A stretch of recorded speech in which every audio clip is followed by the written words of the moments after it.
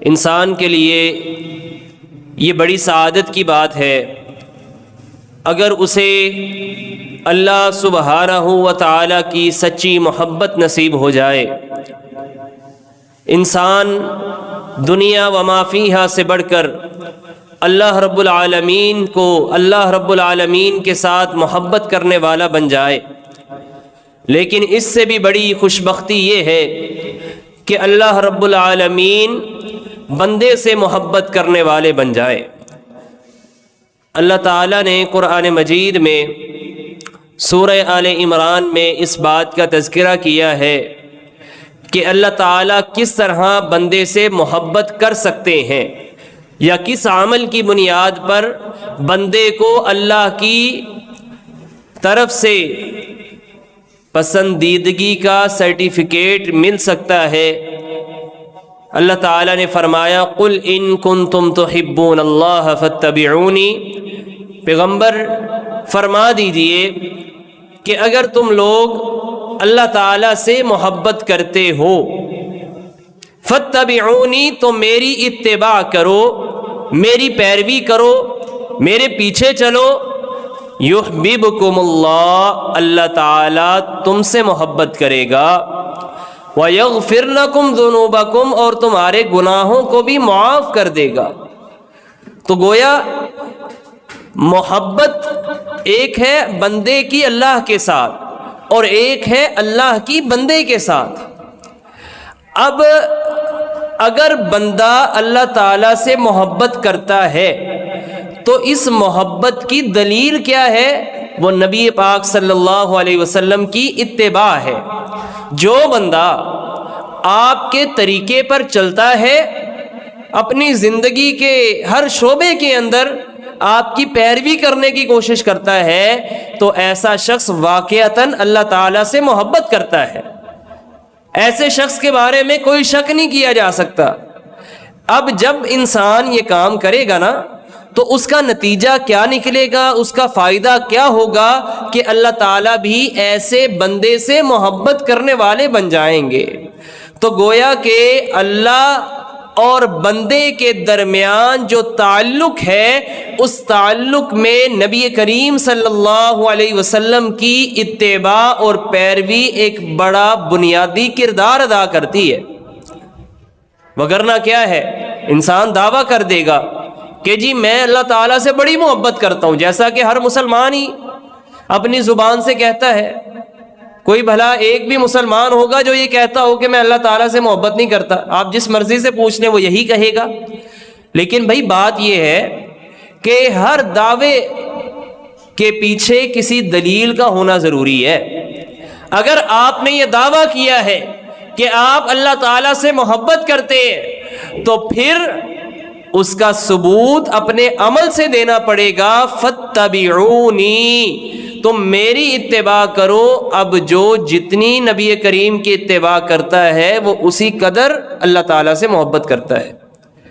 بلکہ سورۃ نساء میں اللہ تعالیٰ نے واضح الفاظ میں فرمایا فَلَا وَرَبِّكَ لَا يُؤْمِنُونَ، اے پیغمبر آپ کے رب کی قسم ہے، یہ لوگ ایمان والے نہیں ہو سکتے حَتَّى يُحَكِّمُوكَ فِي مَا شَجَرَ بَيْنَهُمْ، یہاں تک کہ اپنے باہمی اختلافات میں آپ صلی اللہ علیہ وسلم کی ذات کو فیصل، قاضی اور جج تسلیم نہ کر لیں۔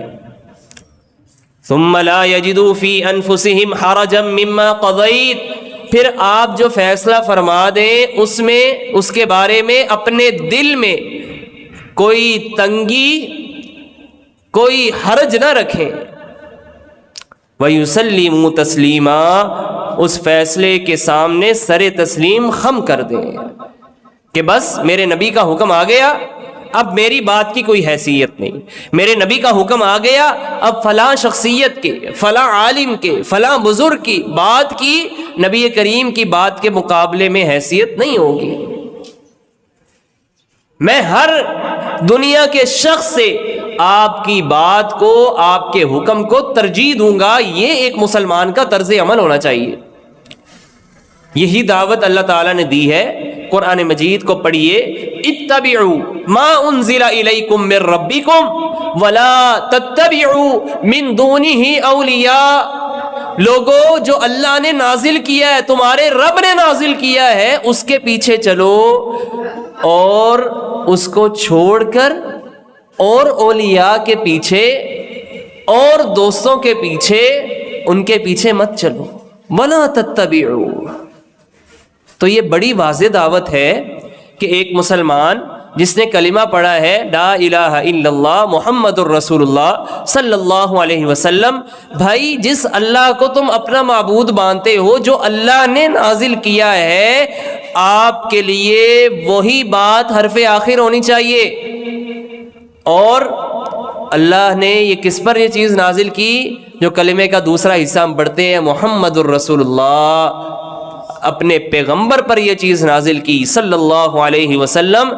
تو بھائی حکم اللہ تعالیٰ کا اور طریقہ نبی کریم صلی اللہ علیہ وسلم کا ہونا چاہیے۔ میں نے عقیدہ رکھنا ہے نا، عقیدہ، تو اس میں بھی میں نے دیکھنا ہے کہ نبی کریم کا عقیدہ کیا تھا۔ میں نے نماز پڑھنی ہے، نماز اس طریقے سے پڑھنی ہے کہ جیسے نبی کریم صلی اللہ علیہ وسلم پڑھا کرتے تھے۔ روزہ، زکوٰۃ، حج، تمام معاملات۔ اچھا بھی کاروبار کرنا ہے، حلال اور حرام کے نبی کریم نے واضح طور پر فرق بتائے ہیں۔ کیا میں ان چیزوں کو اختیار کر رہا ہوں یا پھر اپنی من مرضی کر رہا ہوں؟ آج یہ دیکھنا ہے۔ محترم بھائیو، یہ اصول ذہن میں رکھیے گا کہ اگر آپ دین پر عمل کرنا چاہتے ہیں، اگر آپ اسلام کے مطابق اپنی زندگی کو گزارنا چاہتے ہیں، تو اس کے لیے ضروری ہے کہ آپ کے لیے سب سے زیادہ قابل اعتماد، قابل بھروسہ جو بات ہو وہ اللہ اور اس کے رسول کی ہونی چاہیے۔ صحابہ کرام کا یہی طرز عمل تھا کہ اگر ان کے سامنے اللہ اور اس کے رسول کی بات کے مقابلے میں کسی اور شخصیت کی بات پیش کی جاتی تو وہ اس بات کو قبول نہیں کرتے تھے۔ مثال کے طور پر حضرت عبداللہ بن عمر رضی اللہ تعالی عنہ، ان کا یہ واقعہ ملتا ہے کہ ان کے سامنے ایک شخص نے ان سے مسئلہ پوچھا کہ عبداللہ بن عمر، آپ کا بھلا کیا خیال ہے کہ اگر انسان حج کرنے جائے تو کیا وہ وقوف عرفات سے پہلے طواف کر سکتا ہے؟ یعنی وقوف عرفہ ایک حج کا ایک اہم رکن ہے، کیا وہ اس سے پہلے طواف کر سکتا ہے؟ تو حضرت عبداللہ بن عمر رضی اللہ تعالی عنہ نے کیا کہا؟ انہوں نے یہ نہیں کہا میں یہ کہتا ہوں، بلکہ انہوں نے نبی کریم صلی اللہ علیہ وسلم کا عمل پیش کیا کہ بھئی نبی علیہ السلام نے حج کیا اور آپ نے وقوف عرفہ سے پہلے طواف کیا۔ اب وہ شخص کہنے لگا کہ بھئی آپ تو کہہ رہے ہیں کر سکتا ہے، لیکن ایک اور صحابی ہیں عبداللہ بن عباس رضی اللہ عنہ، وہ کہتے ہیں کہ انسان وقوف عرفہ سے پہلے حاجی طواف نہیں کر سکتا۔ تو حضرت عبداللہ بن عمر رضی اللہ عنہ نے جو جواب دیا وہ قابل غور ہے۔ وہ کہتے ہیں کہ اگر تم اپنی بات میں سچے ہو، یعنی اگر واقعتاً عبداللہ بن عباس رضی اللہ عنہما جیسے شخص نے یہ بات کہی ہے، تو پھر ذرا مجھے یہ تو بتاؤ کہ کیا اللہ کے رسول صلی اللہ علیہ وسلم کی بات کو لیا جائے گا یا عبداللہ بن عباس رضی اللہ تعالی عنہ کی بات کو قبول کیا جائے گا؟ واضح طور پر فوری انہیں نصیحت کی کہ بھائی نہ۔ ایک اور موقع پر اسی صحابی حضرت عبداللہ بن عمر رضی اللہ عنہما سے ایک شخص نے ایک سوال کیا، تو انہوں نے اس کے مطابق حدیث کی روشنی میں ان کو جواب دیا۔ اب وہ شخص کہنے لگا کہ جی آپ کے والد حضرت عمر رضی اللہ تعالی عنہ وہ تو اس کام سے روکتے تھے۔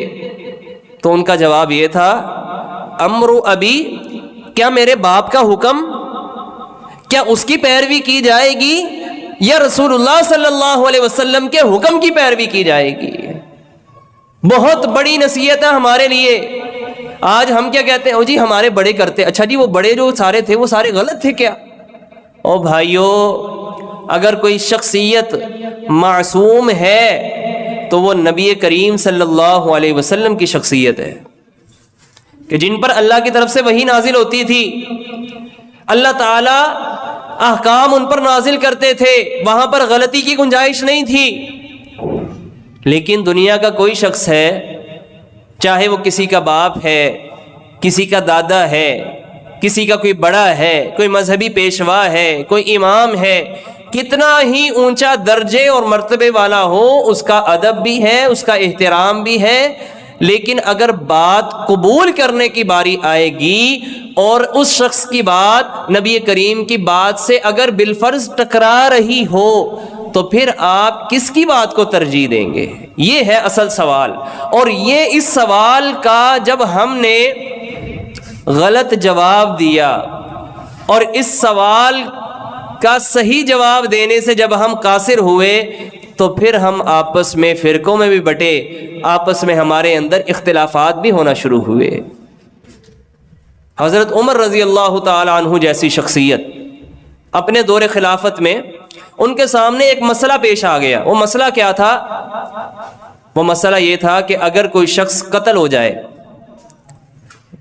تو اب وہ جو قتل ہونے والا ہے اس کی دیت قاتل ادا کریں گے یا قصاص ہوگا؟ اگر تو وہ دیت ادا کرتے ہیں تو دیت کا جو مال ہے کیا اس مقتول کی بیوی کو اس دیت کے مال میں سے کچھ ملے گا کہ نہیں ملے گا؟ تو حضرت عمر رضی اللہ تعالی عنہ کی یہ رائے تھی کہ جو دیت ہے نا وہ قتل ہونے والے کے رشتہ داروں کے لیے ہے، بس بیوی کا اس میں کوئی حصہ نہیں ہے۔ جب انہوں نے یہ فیصلہ دیا نا تو وہاں پر ایک صحابی موجود تھے، ضحاک بن سفیان رضی اللہ تعالی عنہ۔ وہ کہتے ہیں کہ مجھے نبی صلی اللہ علیہ وسلم نے لکھوا کر بھیجا تھا کہ جب ایک شخص اشیم زبابی نامی شخص قتل ہو گیا تو مجھے آپ نے یہ لکھوا کر بھیجا کہ جو اس کی بیوی ہے اس کو اس کی دیت میں سے حصہ دلواؤں۔ تو حضرت عمر رضی اللہ تعالی عنہ نے فوراً اپنی رائے سے رجوع کر لیا۔ تو یہ تھا، حدیث آ گئی، فوراً اپنی رائے کو چھوڑ دیا۔ ہمیں بھی کئی مسائل کا نہیں پتا ہوتا، بھائی اگر نہیں پتا تو تحقیق کریں۔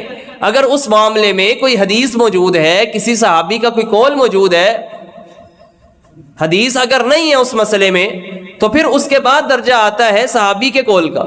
لیکن اگر حدیث موجود ہے تو پھر اس کے بارے میں یہ بات، یہ اصول ذہن میں رکھیے گا، اس کے مقابلے میں اگر کسی ایک صحابی کو اس کا علم نہیں تھا، اس کا قول آ گیا، جیسے کہ حضرت عمر رضی اللہ تعالیٰ عنہ نے فیصلہ دے دیا، لیکن صحابی نے آ کر فوراً تصحیح کر دی کہ نہیں بھائی، نبی کریم کے دور میں یہ معاملہ ہوا تھا، آپ نے یہ فیصلہ نہیں دیا تھا۔ اللہ اکبر۔ اسی طرح حضرت عمر رضی اللہ تعالیٰ عنہ کے ان کی رائے یہ تھی کہ یہ جو انگلیاں ہیں انسان کے ہاتھ کی، ان میں سے ہر انگلی کی اگر کوئی شخص نقصان پہنچاتا ہے، توڑ دیتا ہے، کاٹ دیتا ہے، اس کی دیت ہے۔ تو حضرت عمر رضی اللہ تعالیٰ عنہ کی رائے یہ تھی کہ یہ جو انگوٹھا ہے نا اس کی دیت جو ہے وہ 15 اونٹ ہونی چاہیے، اور یہ جو شہادت کی انگلی ہے، درمیان والی انگلی ہے، یہ انگوٹھے کے بعد ہے، ٹھیک ہے، لیکن حجم جو ہے وہ تھوڑا کم ہے تو اس کی دیت جو ہے وہ 10 ہونی چاہیے۔ اسی طرح یہ درمیان والی انگلی کے ساتھ والی انگلی، اس کی دیت جو ہے وہ 9 اونٹ ہونی چاہیے، اور اسی طرح جو سب سے چھوٹی انگلی ہے اس کی دیت جو ہے وہ 6 اونٹ ہونی چاہیے۔ لیکن جب ان کے سامنے صحابی رسول نے یہ بیان کیا کہ نبی کریم صلی اللہ علیہ وسلم نے ان انگلیوں میں کوئی فرق نہیں کیا، سب کی دیت برابر رکھی ہے، تو حضرت عمر رضی اللہ تعالی عنہ نے اپنے قول کو چھوڑ دیا۔ یہ تھا عمل۔ یہاں پر نبی کریم کا حکم، آپ کا عمل کانوں میں پڑا اور فوراً اپنی رائے سے رجوع کر لیا۔ اور یہ طرز عمل صحابہ کرام میں نہیں تھا صرف، بلکہ اس کے بعد جو ائمہ دین آئے ہیں، اور بالخصوص جو 4 مشہور امام ہیں، امام ابو حنیفہ رحمہ اللہ، امام مالک رحمہ اللہ، امام شافعی رحمہ اللہ، امام احمد بن حنبل رحمہ اللہ، ان کی زندگیوں کو آپ پڑھیں، ان کے طرز عمل کو پڑھیں تو وہاں پر بھی یہی اسلوب آپ کو نظر آئے گا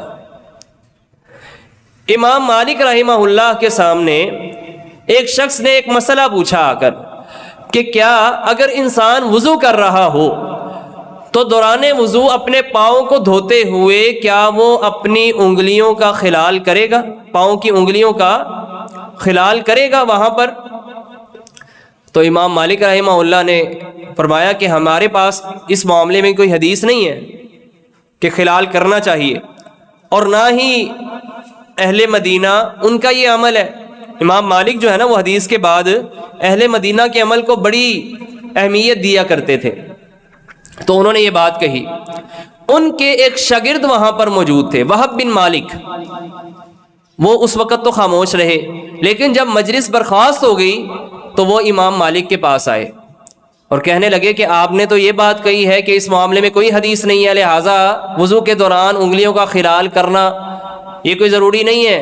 جیسا ہمارے ہاں بھی بعض لوگ بس جلدی جلدی پانی ڈالا، ہاتھوں کا خلال کیا ہے یا پاؤں کی انگلیوں کا خلال کیا نہیں کیا، پانی وہاں پر پہنچا ہے نہیں پہنچا، اس کی کوئی جو ہے وہ اہمیت نہیں ہے ان کے نزدیک۔ تو ان کے شاگرد نے باقاعدہ سند بیان کرتے ہوئے یہ حدیث بیان کی کہ میں نے فلاں سے سنا، فلاں نے فلاں سے، فلاں نے اس صحابی سے، اور انہوں نے یہ حدیث بیان کی کہ نبی صلی اللہ علیہ وسلم جب وضو فرماتے، اپنے پاؤں کو دھوتے، تو اپنے ہاتھ کی سب سے چھوٹی والی جو انگلی ہے اس کے ساتھ پاؤں کی انگلیوں کا خلال کیا کرتے تھے۔ غور کیجئے گا، امام مالک رحمہ اللہ اتنے بڑے امام، ان کو اس حدیث کا ان کے علم میں نہیں ہے، لیکن ان کے شاگرد کو اس حدیث کا علم تھا۔ انہوں نے بیان کی تو امام مالک نے باقاعدہ اس کی سند دیکھتے ہوئے کہا کہ یہ حدیث حسن ہے، یعنی قبول ہے، مقبول ہے۔ اور اس کے بعد جب بھی کوئی امام مالک سے یہ مسئلہ پوچھنے کے لیے آتا تو امام مالک فتویٰ یہ دیتے تھے کہ تمہیں وضو کے دوران اپنے پاؤں کی انگلیوں کا خلال کرنا چاہیے، کیونکہ نبی کریم کی یہ حدیث ہے۔ تو یہ طرز عمل ہمارا بھی بن جائے۔ اب یہ سردیوں کا موسم ہے نا، تو عام طور پر لوگ جرابیں پہنتے ہیں، بعض لوگ جو ہے وہ موزے پہنتے ہیں، لیکن زیادہ رجحان جرابوں کا ہے۔ اب نبی کریم صلی اللہ علیہ وسلم کی یہ حدیث ہے کہ آپ موزوں کے اوپر مسح کیا کرتے تھے۔ موزوں میں اور جراب میں فرق یہ ہے کہ موزے چمڑے کے ہوتے ہیں اور جراب جو ہے وہ کپڑے کی ہوتی ہے۔ لیکن اگر کوئی جراب موٹی ہے جس کے اندر سے ہمارے جو پاؤں ہیں اس کی سکن نظر نہیں آ رہی، اتنی باریک نہیں ہے، تو ہم اس کے اوپر مسح کر سکتے ہیں اگر آپ نے وضو کر کے پہنی ہے۔ لیکن ہمارے ہاں اس بات کے اوپر ذرا زور دیا جاتا ہے کہ نہیں بھائی جراب کے اوپر مسح نہیں کرنا، جراب کے اوپر مسح نہیں کرنا، بس موزوں پہ ہی کرنا۔ بھائی کیوں؟ اصل میں مسئلہ یہ ہے کہ امام ابو حنیفہ رحمہ اللہ اور ان کے جو شاگرد ہیں ان کا یہ موقف رہا ہے کہ جراب کے اوپر مسح نہیں کرنا۔ اب ذرا آپ پڑھیے، حدیث کی کتاب ہے جامع ترمذی، اس کی حدیث نمبر 99 ہے۔ امام ابو حنیفہ رحمہ اللہ کا یہ قول کہ انہوں نے اپنے اس موقف سے رجوع کر لیا، یہ یہاں پر موجود ہے۔ کیا آتا ہے، راوی بیان کرتے ہیں کہ امام ابو حنیفہ رحمہ اللہ نے اس دنیا سے تشریف لے جانے سے قبل ایک مرتبہ وضو کے لیے پانی منگوایا، وضو کیا، اور انہوں نے جرابیں پہن رکھی تھیں، ان جرابوں کے اوپر مسح کیا اور فرمایا کہ آج میں نے یہ جو کام کیا ہے نا، یہ میں نے پہلی مرتبہ اس سنت پر عمل کیا ہے۔ کیوں؟ کیونکہ دیگر کتنے صحابہ کرام سے منقول ہے جرابوں کے اوپر مسح کرنا، لیکن چونکہ ہمارے ہاں ایک رجحان بن گیا ہے کہ نہیں، بس ایک خاص مکتب فکر اسی کو ہم نے فالو کرنا ہے، اس کے مقابل اگر کوئی حدیث، کوئی صحابی کا قول اگر کہیں سے مل جاتا ہے تو وہ کوئی حیثیت نہیں رکھتا۔ تو محترم بھائیوں، ہمیں اس طرز عمل کی اصلاح کرنے کی ضرورت ہے، وگرنہ معاملہ بڑا خطرناک ہے۔ صحابہ کرام نے اس معاملے میں بڑی شدت اختیار کی ہے۔ حضرت عبداللہ بن عمر رضی اللہ تعالیٰ عنہ نے ایک مرتبہ حدیث بیان کی۔ حدیث کیا بیان کی کہ رسول اللہ صلی اللہ علیہ وسلم نے ارشاد فرمایا، لا تمنعوا نساءکم المساجد، اپنی عورتوں کو مسجدوں میں آنے سے مت روکو۔ اب ان کا بیٹا جس کا نام بلال ہے، وہ کہتا ہے کہ جی ہم تو روکیں گے، بلکہ اس نے قسم اٹھا کر کہا کہ اللہ کی قسم ہم تو ضرور روکیں گے عورتوں کو آنے سے۔ تو وہ راوی بیان کرتے ہیں، وہ کہتے ہیں کہ اس موقع پر عبداللہ بن عمر رضی اللہ تعالی عنہ نے اپنے بیٹے کو شدید برا بھلا کہا، شدید برا بھلا کہا کہ کبھی اتنا برا بھلا کسی کو نہیں کہا۔ کہتے ہیں کہ میں تمہیں حدیث رسول بیان کرتا ہوں اور تم اس کے باوجود کہتے ہو کہ ہم ضرور روکیں گے۔ تو محترم بھائیو، عرض کرنے کا مقصد یہ ہے کہ فقط توحید و سنت ہے امن و راحت کا طریق، فتنہ جنگ و جدل تقلید سے پیدا نہ کر، گر نہیں ہے جستجوئے حق کا تجھ میں ذوق و شوق، امتی کہلا کر خود کو تو رسوا نہ کر۔ یہ بڑی رسوائی کی بات ہے کہ امتی نبی کریم صلی اللہ علیہ وسلم کے، لیکن جب بات ماننے کی آئے تو پھر میں اپنی رائے کو ترجیح دوں یا فلاں کسی اور کی رائے کو، اپنے بڑے کی رائے کو ترجیح دوں؟ نہ محترم بھائیو، نبی کریم صلی اللہ علیہ وسلم کی حدیث آنے کے بعد ہمارے ایمان کا تقاضا یہ ہے کہ سر تسلیم خم ہو جائے، اور اگر ایسا نہیں ہے تو پھر اللہ تعالیٰ کہتے ہیں، فرماتے ہیں قرآن میں کہ پیغمبر آپ کے رب کی قسم ہے یہ لوگ ایمان والے ہی نہیں ہیں۔ اللہ تعالی ہمیں نبی کریم صلی اللہ علیہ وسلم کے ساتھ سچی محبت رکھنے کی توفیق عطا فرمائے اور آپ کی کامل اطاعت اور پیروی کرنے کی توفیق عطا فرما دے۔ وآخر دعوانا ان الحمد للہ رب العالمین۔